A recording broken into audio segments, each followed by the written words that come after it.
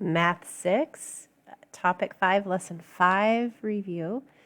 A rate happens when you're comparing two things that have different units. A unit rate is when that second unit is a 1.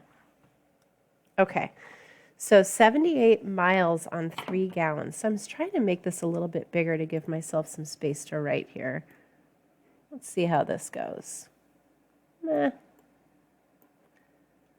78 miles in 3 gallons.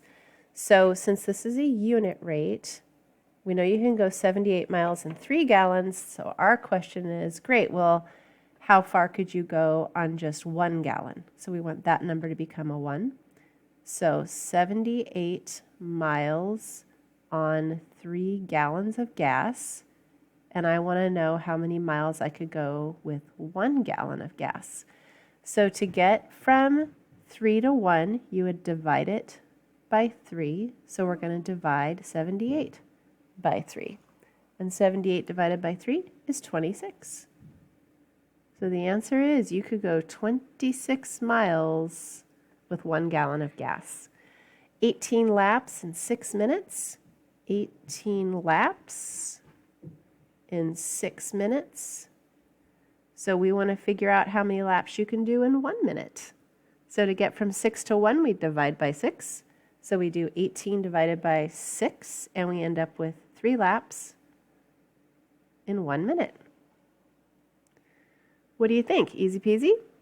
The next one, 48 sandwiches for 16 people, means I want to figure out how many sandwiches for just one person. So 48 sandwiches for 16 people. I want to know what it would be for one person. So I'm going to divide this by 16, which means I'm going to divide this by 16, which I think is 3. Is it? Yep. So 48 sandwiches for 16 people means there's 3 sandwiches per person. 3 sandwiches for every 1 people. Sounds good. 49 houses in 7 blocks.